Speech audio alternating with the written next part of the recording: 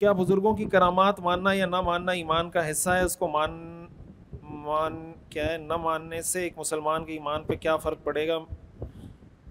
میں کسی کی شادی میں گیا، وہاں مخلوط نظام تھا، میں اپنی سواری پر نہیں تھا، کوسٹر پر تھا، اب ایسی صورت میں کیا کیا جائے؟ یہ جو کرامات کے حوالے سے سوال ہے نا، میں مختصراً بتا دیتا ہوں، اس میں میں نے تفصیلی ویڈیو بنائی ہوئی ہے، ہمارے چینل پہ بھی موجود ہے۔ ابھی میرا ارادہ بنا ہے کہ ایک اور چینل بنائے مفتی رشید سپیچز کے نام سے، ابھی بنایا تو نہیں ہے لیکن میں نے ساتھیوں کو کہا ہے بنائیں، پتہ چلے اس پہ تقریباً ہماری 4000 ویڈیوز ہیں اس چینل پہ، 4000 ویڈیوز پہ اس کے لیے مطالعہ کتنا ہوا ہوگا؟ صرف ہمارا جو سیرت کورس ہے، ہر اتوار کو رات کو 9 بجے ہمارے یوٹیوب چینل پر سیرت کی کلاس چلتی ہے، تو وہ 1 گھنٹے کی جو کلاس ہے نا، اس کے لیے پورا 1 ہفتہ میں مطالعہ کرتا ہوں، تب جا کے 1 گھنٹے کی کلاس تیار ہوتی، پورا ہفتہ مطالعہ کرتا ہوں۔ یعنی آپ یہ کہہ سکتے ہیں کہ 1 گھنٹے کی کلاس کے لیے میں 30-35 گھنٹے مطالعہ کرتا ہوں، تب جا کے وہ 1 گھنٹے کی کلاس تیار ہوتی ہے۔ وہ ہر اتوار کو اس کی کلاس رات کو 9 بجے ہوتی ہے اس پر۔ اس طرح کی کئی ویڈیوز، کئی کورسز موجود ہیں اس پر۔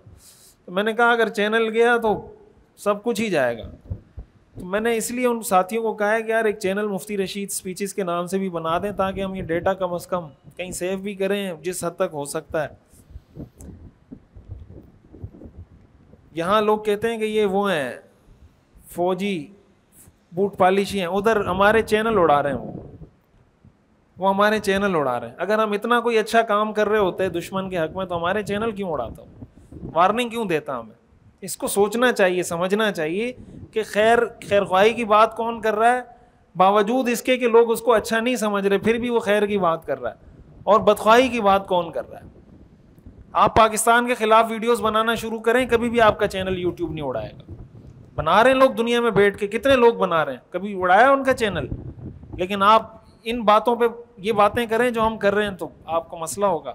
بہرحال یہ جو کرامت کا مسئلہ ہے، مختصر سی بات یہ ہے کہ کرامت جو اولیاء کی کرامت ہوتی ہے اور نبی کا جو معجزہ ہوتا ہے، ان دونوں کے بارے میں ایک اصولی بات یہ یاد رکھیں کہ معجزے میں نبی کا کوئی اختیار نہیں ہوتا، کرامت میں ولی کا کوئی اختیار نہیں ہوتا۔ کب کس نبی کے ہاتھ سے کون سا معجزہ ظاہر ہو جائے یہ اللہ کا عمل ہوتا ہے، اور کس ولی کے ہاتھ سے کون سی کرامت ظاہر ہو جائے یہ بھی اللہ کا عمل ہوتا ہے۔ نبی کے ہاتھ میں نہیں ہوتا وہ جب چاہے معجزہ دکھا دے، اور ولی کے ہاتھ میں نہیں ہوتا وہ جب چاہے کرامت دکھا دے۔ اس لیے معجزہ اور کرامت یہ دونوں اللہ کا عمل ہوتے ہیں۔ عمل کس کا ہوتا ہے؟ اللہ کا ہوتا ہے۔ ظاہر کسی انسان کے ہاتھ سے ہو رہا ہوتا ہے، اگر کسی نبی کے ہاتھ سے ظاہر ہو اس کو معجزہ کہتے ہیں، کسی ولی کے ہاتھ سے ظاہر ہو اس کو کرامت کہتے ہیں۔ اہل السنہ والجماعہ کا یہ عقیدہ ہے، یہ ہمارے عقائد کا حصہ ہے، کرامات الاولیاء حق، کہ اولیاء کی کرامات حق ہیں۔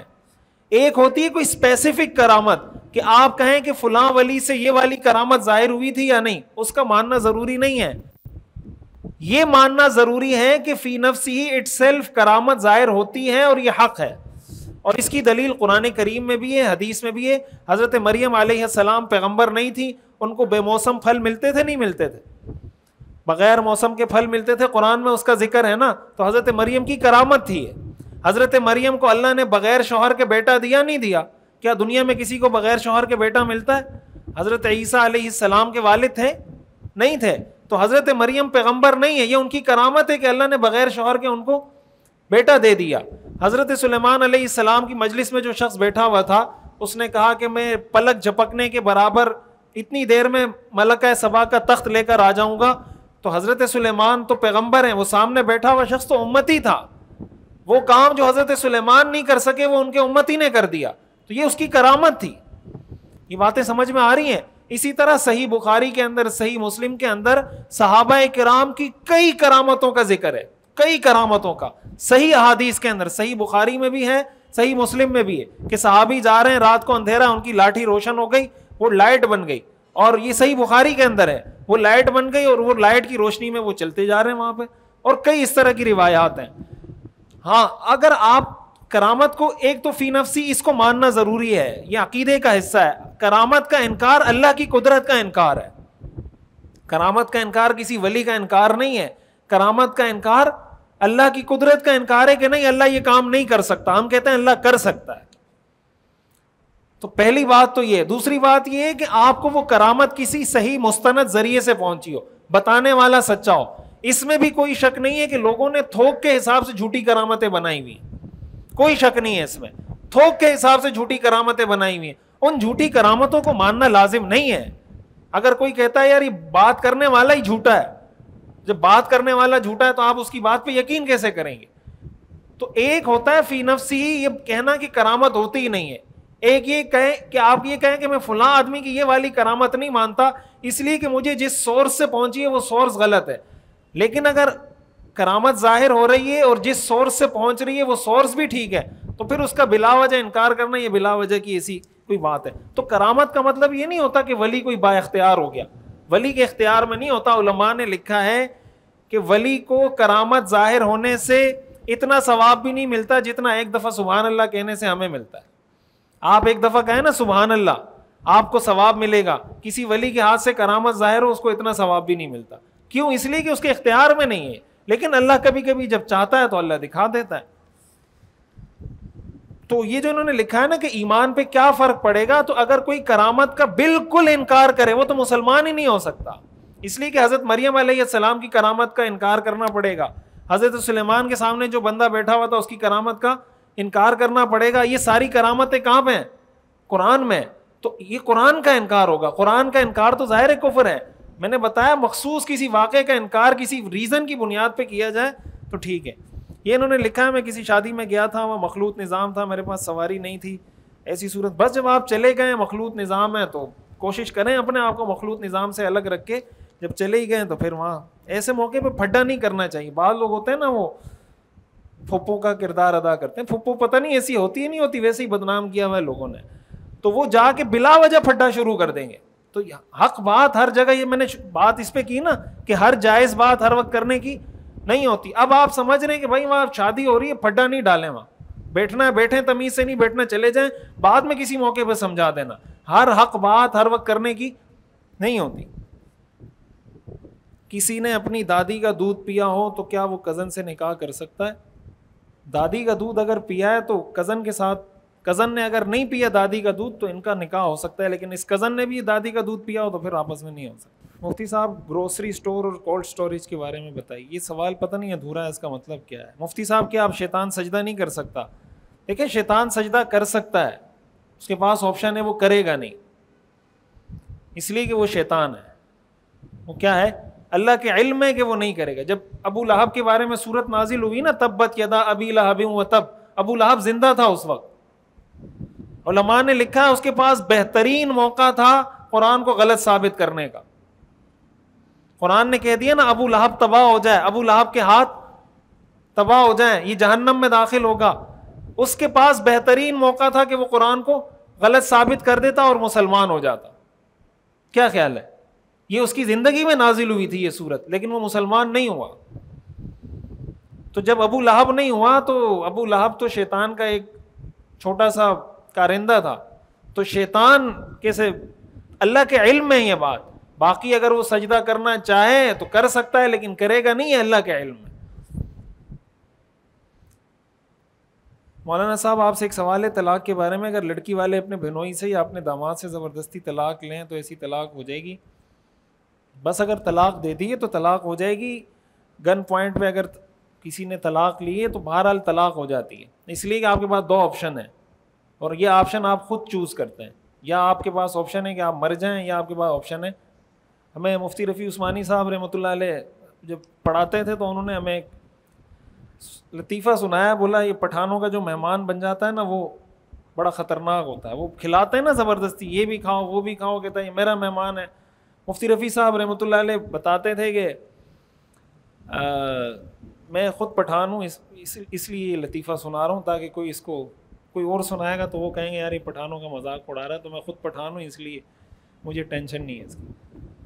تو وہ کہہ رہے ہیں وہ کہیں گاؤں میں بندہ گیا, اس نے کہا کہ یار نیا بندہ ہے یہ, اس نے کہا یہ ہمارا مہمان ہے.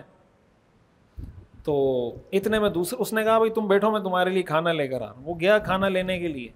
اتنے میں دوسرا بندہ آ گیا, اس نے کہا بھائی نیا بندہ ہے, اس نے کہا تم میرے مہمان ہو, تم بیٹھو میں کھانا لے کر آ. اب یہ دوسرا بندہ کھانا لے کر آ گیا. اب کھانا اس کے سامنے پیش کیا, اتنے میں وہ پہلا بندہ کھانا لے کر آ گیا. اب وہ کہہ رہا ہے بھائی تم ہمارے مہمان ہو, تم نے اس کا کھانا کیسے کھایا ہے؟ اب وہ جو پہلا بندہ تھا اس نے گن نکالی, بولا تم میرے مہمان, یہ تو ہماری غیرت کے خلاف. تم میرے مہمان ہو کہ دوسرے آدمی کا کھانا کھا رہے ہو. تو اس نے مہمان نے اس کو کہا جس کا کھانا کھا رہا تھا کہ یار مجھے اس سے بچاؤ, مجھے مار رہا ہے. بولا, اس نے کہا تم مر جاؤ مر جاؤ, یہ ہمارا ایک مہمان مارے گا, ہم اس کے 10 مہمان ماریں گے. سمجھ آ رہی بات؟ یہ ہمارا, اس نے کہا میں تو مر گیا نا, مجھے مار رہا ہے میں تو گیا. تو یہ جو کہہ رہے ہیں نا کہ اگر گن پوائنٹ پہ طلاق لے رہے ہیں تو آپ کے پاس 2 آپشن ہے نا, یا تو آپ کو کوئی کہے کہ مر جاؤ طلاق نہیں دو مر جاؤ, یا دوسرا آپشن آپ کے پاس یہ ہے کہ آپ کہیں ٹھیک ہے میں دوسرا. تو اپنی مرضی سے انسان یہ اختیار کرتا ہے. تو طلاق کا لفظ ایسا ہے, حدیث میں آتا ہے ثلاث جدہن جد وہزلہن جد, کہ 3 چیزیں ایسی ہیں کہ وہ سنجیدہ ہوں تب بھی سنجیدہ ہیں, مذاق ہوں تب بھی سنجیدہ ہیں. ان میں سے ایک چیز نکاح ہے, مذاق طلاق ہے. تو مذاق میں بھی کوئی طلاق دیتا ہے تو طلاق ہو جاتی ہے, سنجیدہ ہو کے طلاق دیتا ہے تب بھی ہو جاتی ہے, اکراہ کی حالت میں دے تب بھی ہو جاتی ہے. وہی انڈر پریشر نا, انڈر پریشر کا مطلب یہی ہے.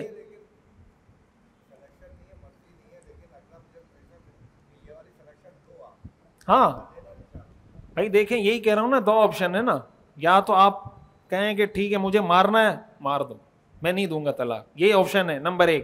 دوسرا آپشن ہے کہ آپ کہیں نہیں میں مرنے کے لیے تیار نہیں ہوں, میں کہیں اور شادی کر لوں گا, میں طلاق دے دیتا ہوں. تو خود وہ آپشن چوز کر رہا ہے.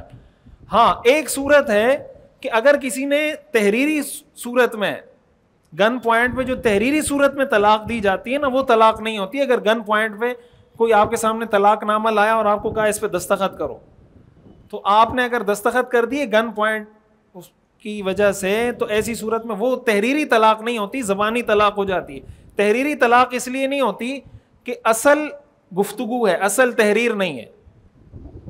اصل کیا ہے, اپنی بات کرنے کا جو اصل طریقہ ہے وہ کیا ہے. اس لیے جو نبی آتا ہے وہ گفتگو کے ذریعے دین کی دعوت دیتا ہے, تحریر کے ذریعے نبی دعوت نہیں دیتا. اصل جو بات پہنچانے کا ذریعہ ہے وہ گفتگو ہے, تحریر اس کے قائم مقام ہے. تحریر کیا ہے, گفتگو کے, یعنی جب آپ بات نہیں کر پا رہے ہوتے تو آپ تحریری طور پہ لکھ کے دے دیتے ہیں. تو جو قائم مقام ہوتا ہے نا, وہ اس وقت اس کی حیثیت ہوتی ہے جب اصل موجود نہ ہو. جیسے ایک امام ہوتا ہے, ایک نائب امام ہوتا ہے نا, جب امام ہوتا ہے تو پھر نائب امام نماز نہیں پڑھاتا, پھر امام پڑھاتا ہے. تو یہ جو تحریر کر رہا ہے اس کا مطلب اس کو بولنے کی صلاحیت بھی ہے, لکھنے کی صلاحیت بھی ہے. یہ بول نہیں رہا, لکھ رہا ہے, تو اس کا لکھنا اس لیے غیر معتبر ہو جاتا ہے کہ یہ ایسے موقع پہ قائم مقام کو استعمال کر رہا ہے جب یہ اصل پہ قادر ہے. تو تحریری صورت میں نہیں ہوتی. مفتی صاحب اسرائیل کی مصنوعات کا بائیکاٹ کے حوالے سے بھی رہنمائی فرمائیں. ہمارا بیکری کا کام ہے, ہمارے علاقے میں ابھی تک بائیکاٹ کسی نے نہیں کیا مکمل طور پر. ایک سوال اور ہے کہ اگر مکمل بائیکاٹ ہو تو اسرائیل کو نقصان پہنچے گا, اگر تو ورنہ ہمارا تو نقصان. ایسی صورت میں ہم جو اسرائیلی کمپنی ہے اگر بطور عطیہ کر دیں. بس خلاصہ یہ کہ بھائی جو بائیکاٹ ہے وہ کرنا چاہیے, لیکن سوچ سمجھ کے کرنا چاہیے. آپ کو یہ پتہ ہونا چاہیے کہ میں جس کمپنی کا بائیکاٹ کر رہا ہوں یا تو یہ اسرائیل کی ہے یا اسرائیل کو سپورٹ کرنے والے ملک ہیں, یا اس فلسطین کی ایک تنظیم ہے BDS کے نام سے, BDS بائیکاٹ اور ڈائیورسمنٹ اور سینکشنز, BDS. آپ گوگل پہ جائیں گے ان کی ویب سائٹ میں, انہوں نے جو کمپنیاں ان کی لسٹ دی ہوئی ہے کہ کون سی کمپنی ایسی ہے جس کا بائیکاٹ کرنا ہے, کون سی کمپنی ایسی ہے جس میں آپ نے انویسٹمنٹ نکالنی ہے, کون سی کمپنی ہے جس میں آپ نے جس پہ سینکشنز لگانے ہیں وغیرہ وغیرہ. تو بعض اوقات کیا ہوتا ہے, لوگ اپنے کاروباری مقاصد کے لیے دوسری پروڈکٹ کو چلانا شروع کر دیتے ہیں کہ یہ بھی اسرائیلی ہے, یہ بھی اسرائیلی ہے. احتیاط کے ساتھ سوچ سمجھ کے. اور یہ جو ہمارے یہاں شروع ہو گیا تھا نا, جلانا شروع کر دیے, جلاؤ گھراؤ, اس سے آپ بدنام کریں گے دین کو, اس سے فساد ہوگا, فائدہ نہیں ہوگا. اصل طریقہ یہی ہے, سنجیدہ طریقہ, کہ آپ بائیکاٹ کریں, مضبوط طریقے سے بائیکاٹ کریں.